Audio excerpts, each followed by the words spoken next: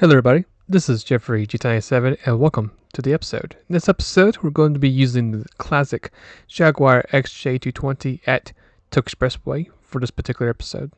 So, I'll show you guys a quick build method using this car. Of course, we'll show you guys how I get the car, the parts you need from car customization, delivery, if you want to have delivery, I'll share about that as well, and most importantly, the build and the race, just to give you an idea what you expect the car in this race. So hopefully this will help you out in your Tokyo 600 races. If you're still struggling to get your first one, hopefully this will do it. So in order to find the car, it's right now at the Legends car dealership right now. I really recommend going ahead and get that car. And let's say, for instance, you do manage to not get this car. No need to worry, because once it does show back up in the game again, the car actually would be a little bit cheaper. So if you want to go ahead and grab it, you can, which I highly do so. But let's say if you run out of time and don't have enough credits, no need to worry about it. You can always wait till it returns, and when it does return, it'll be a little bit cheaper. But look at the stats overall. The car is really good.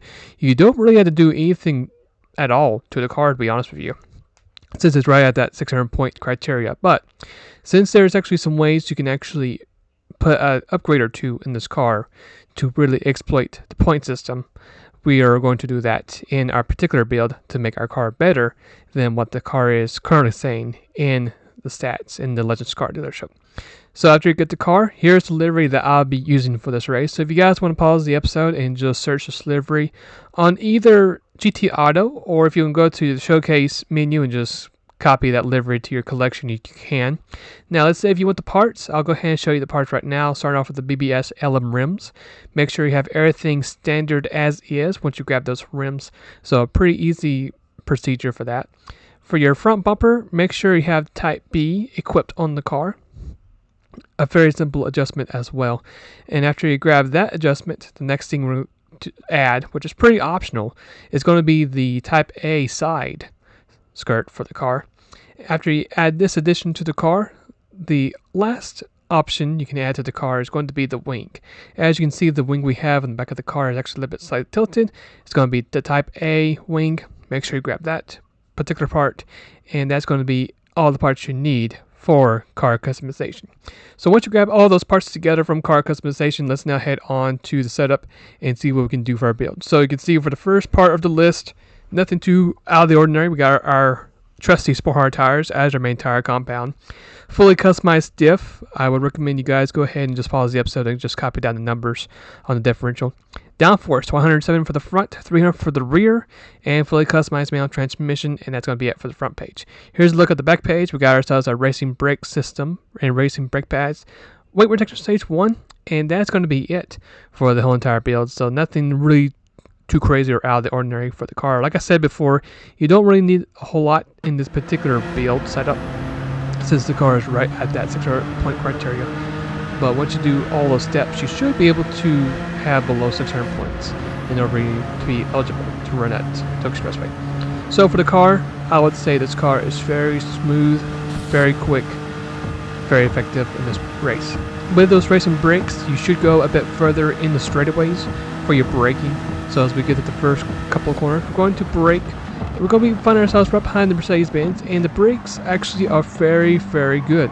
It actually does a really good job of slowing down the car, which is going to help you a lot, especially in some of these tricky corners, or these corners that relies a lot on braking control. As we get through the first double apex, we're going to find ourselves in P6 as we would start Sector 2. And let me say, this car really, really smooth. As you can see, we got all four wheels below that white line, so this car has got some really good grip. Matter of fact, I believe this car is probably the best it's felt ever since it's made its debut into the game. As we make our way further into the sector, we're going to go ahead and catch up to this little train right here, and we're going to try our best to navigate through this pack as we now charge at the GTR. Make an easy pass on this left side. We're going to take away this racing line, use that, and get ourselves in top 5. Get ourselves a nice run on this WRX. We're going to move on its right side, see, and hopefully it'll stick. We're going to be side by side, very tight. The WRX does in fact get back on the gas a little bit earlier than we do. We're going to then allow ourselves to follow it behind it, get ourselves a great shot out of the apex of that corner, and now we are behind both the RX-7 and the OG Supra. Now, usually if you find these two cars, they tend to really overdrive this last corner, which they're going to do right here, especially the Supra. The Supra really overdrove that last corner. Going to find ourselves right behind the RX-7 rear mirror customized car. We're going to get ourselves a nice slipstream from that car, take a little bit of advantage of that, make a move on its left side, and just like that, we're going to get ourselves P2 right as we're about to finish with the first lap of this race. So a very nice, smooth first lap for us in this race. It's going to be a quick 2:19.5 our first lap. As we fast forward to the end of lap 2, we get ourselves a great momentum as we easily go ahead and charge around the Honda NSX, taking the lead away at the end of lap 2. And from that point on, we basically did not look back. So let's go ahead and now fast forward to lap number 7. It's going to be our hot lap for this particular race. I really encourage you guys to watch this hot lap, see what the car is doing, and then I'll see you guys when we get to our pit stop.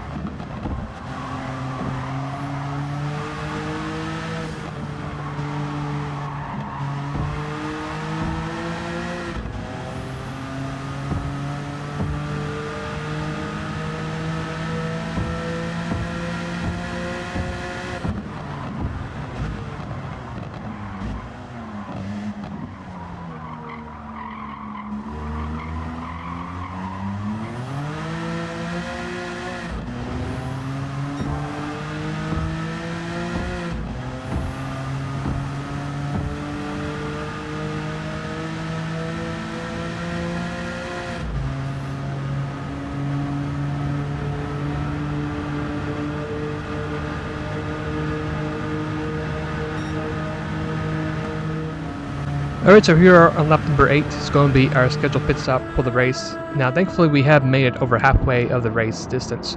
So all I'll be doing here is adding fuel to the car, and that's literally going to be it. The hard tires, they are in fact still in good shape. There's no reason to worry about changing tires. Just refill the car up. A little bit over past halfway mark. I suggest about 53 to 54% should be good by then, even a little bit of a buffer. As we get done with this race, it's going to be a very smooth, solid 26:10 for our total time for this race. So we had a very successful, nice, quick, effective run at the Expressway using the Jaguar XJ220. I think it's actually my personal best with this car. So the car just felt really good.